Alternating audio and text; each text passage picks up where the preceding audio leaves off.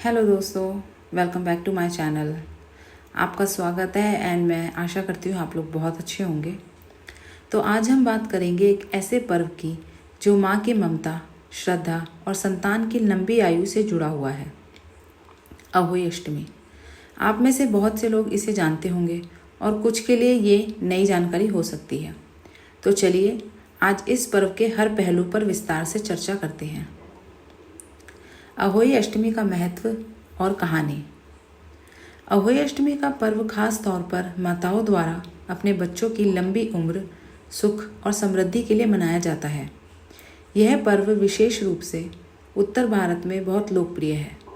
इसका नाम सुनते ही हमें यह एहसास होता है कि यह पर्व माँ की संतान के प्रति उनकी अनूठी श्रद्धा का प्रतीक है। अब आप सोच रहे होंगे कि इस पर्व का नाम अहोई क्यों रखा गया। इसके पीछे एक पुरानी पौराणिक कथा है। कहते हैं कि एक बार एक महिला जो अपनी 7 संतानों की माँ थी, उनके साथ रहती थी, दिवाली से पहले अपने घर की सफाई कर रही थी।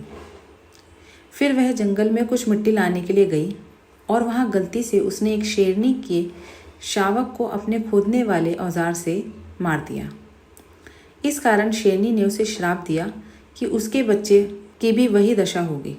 दुखी होकर महिला अपने बच्चों की सुरक्षा के लिए भगवान से प्रार्थना करने लगी। तब उसे एक साधु की सलाह मिली कि यदि वह अहोई माता का व्रत रखे और पूरी श्रद्धा से पूजा करे तो उसके बच्चों की रक्षा होगी। तब से यह व्रत माताओं के लिए संतान की रक्षा और कल्याण का पर्व बन गया। अहोई अष्टमी की पूजा विधि। अहोई अष्टमी का व्रत कार्तिक मास की कृष्ण पक्ष की अष्टमी तिथि को किया जाता है। यह व्रत दिन भर निर्जल या जल ग्रहण करने के बाद रात को तारे देखकर या चंद्रोदय के बाद खोला जाता है। खास बात यह है कि इसमें माताएं अहोई माता की प्रतिमा या तस्वीर बनाती हैं और उनकी पूजा करती हैं। पूजा की विधि की बात करें तो सबसे पहले एक दीवार पर अहोई माता का चित्र बनाया जाता है, जिसमें 7 शावक भी होते हैं। इसके बाद पूजा स्थल पर साफ सफाई की जाती है और धूप, दीप, चावल, फल और मिठाई चढ़ाई जाती है। माताएं अपनी संतान के कल्याण और दीर्घायु की कामना करते हुए अहोई माता की आराधना करती हैं। इस व्रत को संतान की लंबी उम्र के साथ साथ उनके स्वास्थ्य और खुशहाली के लिए भी रखा जाता है। व्रत की कथा। प्राचीन काल में एक साहूकार था जिसके 7 बेटे और 7 बहुएं थी। इस साहूकार की एक बेटी भी थी जो दीपावली में ससुराल से मायके आई थी। दीपावली पर घर को लीपने के लिए 7 बहुएं मिट्टी लाने जंगल में गई तो ननद भी उनके साथ चली गई।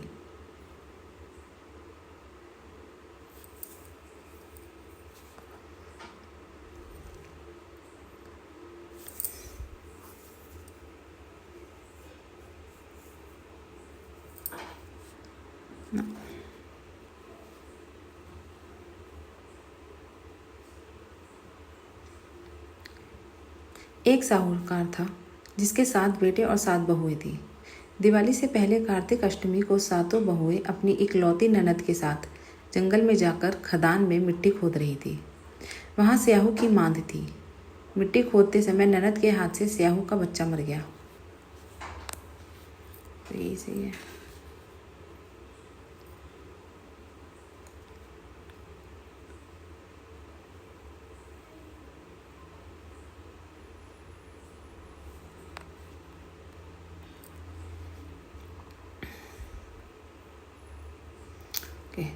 प्राचीन काल में एक साहूकार था जिसके 7 बेटे और 7 बहुएं थी। इस साहूकार की एक बेटी भी थी जो दीपावली में ससुराल से मायके आई थी। दीपावली पर घर को लीपने के लिए 7 बहुएं मिट्टी लाने जंगल में गई तो ननद भी उनके साथ चली गई। दीपावली से पहले कार्तिक बदी अष्टमी को 7 बहुएं अपनी इकलौती ननद के साथ जंगल में मिट्टी लेने गई। जहाँ से वे मिट्टी खोद रही थी वहीं पर स्याहू सेही की मांद थी। मिट्टी खोदते समय ननद के हाथ से सेही का बच्चा मर गया। इससे क्रोध में आकर स्याहू माता ने ननद से कहा कि अब मैं तेरी कोख बांधूंगी। तब ननद अपनी 7 भाभियों से प्रार्थना की कि तुम में से कोई मेरे बदले अपनी कोख बंधवा ले। सभी भाभियों ने अपनी कोख बंधवाने से मना कर दिया, लेकिन छोटी भाभी सोचने लगी, अगर मैं कोख न बंधवाऊंगी तो सासू जी नाराज होंगी। ऐसा विचार कर ननद के बदले छोटी भाभी ने अपने को बंधा ली। उसके बाद जब उसे जो बच्चा होता वह 7 दिन बाद मर जाता। एक दिन साहूकार की स्त्री ने पंडित जी को बुलाकर पूछा कि क्या बात है, मेरी इस बहू के संतान 7वें दिन क्यों मर जाती है। तब पंडित जी ने बहू से कहा कि तुम काली सुरही गाय की पूजा किया करो। उन्होंने बताया कि दरअसल काली गाय स्याहू माता की भाईली है, वह तेरी कोख छोड़े तो तेरा बच्चा जिएगा। छोटी बहू ने पूरी लगन से गाय की सेवा की। एक दिन गौ माता बोली कि मेरे जागने से पहले कोई रोज़ मेरी सफाई कर जाता है, सो आज देखूंगी। गौ माता खूब तड़के जागी तो क्या देखती है कि साहूकार की बेटे की बहू उसके नीचे सफाई आदि कर रही है। इससे गौ माता प्रसन्न हुई और बोली कि मैं तुझसे प्रसन्न हूँ, तुझे जो चाहिए वो मांग ले। तब साहूकार की बहू बोली कि स्याहू माता तुम्हारी भाईली है और उन्होंने मेरी कोख बांध रखी है, उनसे मेरी कोख को खुलवा दो। गौ माता ने कहा अच्छा। तब गौ माता 7 समुद्र पार अपनी भाईली के पास उसको लेकर चली। रास्ते में कड़ी धूप थी, इसलिए दोनों एक पेड़ के नीचे बैठ गई। इतने में वहाँ एक सांप दिखाई दिया। उसी पेड़ पर गरुड़ पंखनी के बच्चे थे। सांप गरुड़ पंखनी के बच्चों को मारने लगा। तब साहूकार की बहू ने सांप को मारकर ढाल के नीचे दबा दिया और बच्चों को बचा लिया। थोड़ी देर में गरुड़ पंखनी आई तो वहाँ खून पड़ा देखकर साहूकार की बहू को चोंच मारने लगी। तब साहूकारनी बोली कि मैंने तेरे बच्चे को मारा नहीं है, बल्कि सांप तेरे बच्चे को डसने आया था। मैंने तो तेरे बच्चों की रक्षा की है। इससे गरुड़ पंखनी प्रसन्न हुई और बोली कि मांग क्या मांगती है। वह बोली 7 समुद्र पार स्याहू माता रहती है, मुझे तो उसके पास पहुंचा दे।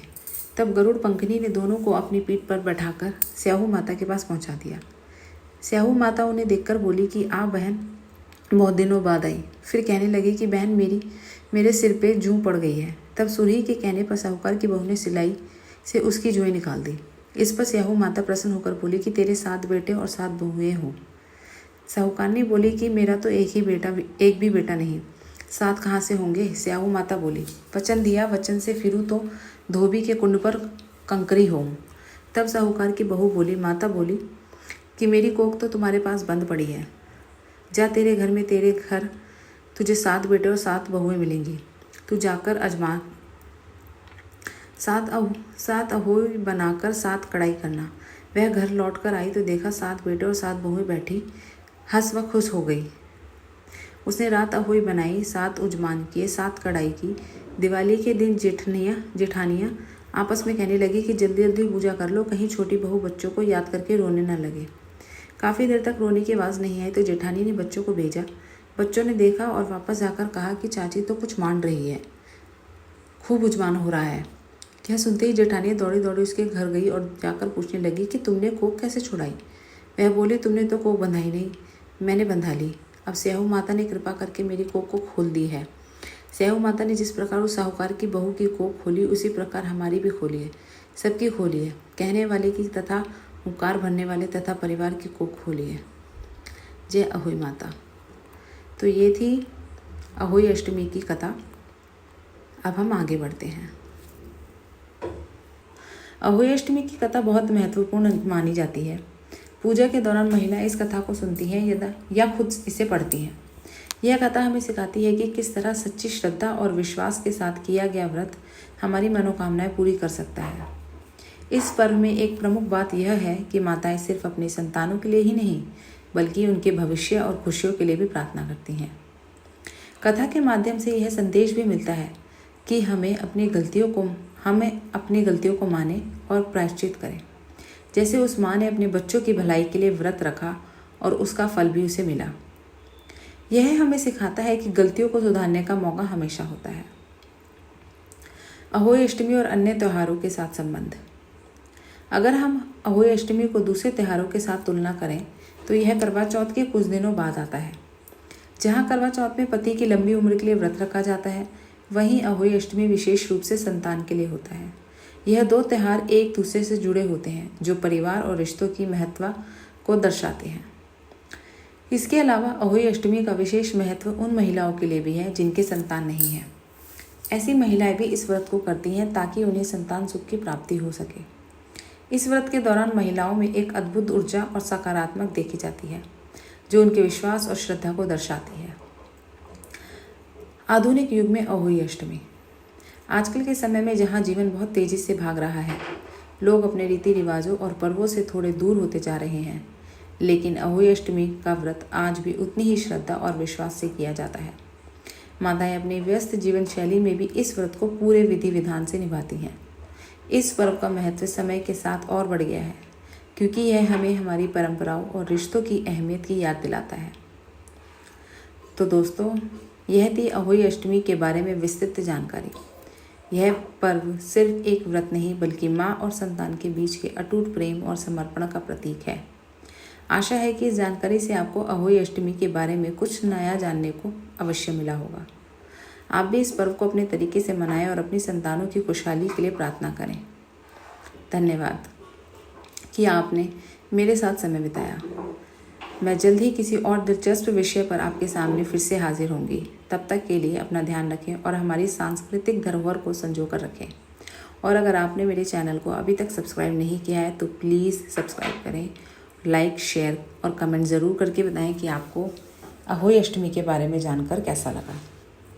अपना ध्यान रखें। Thank you.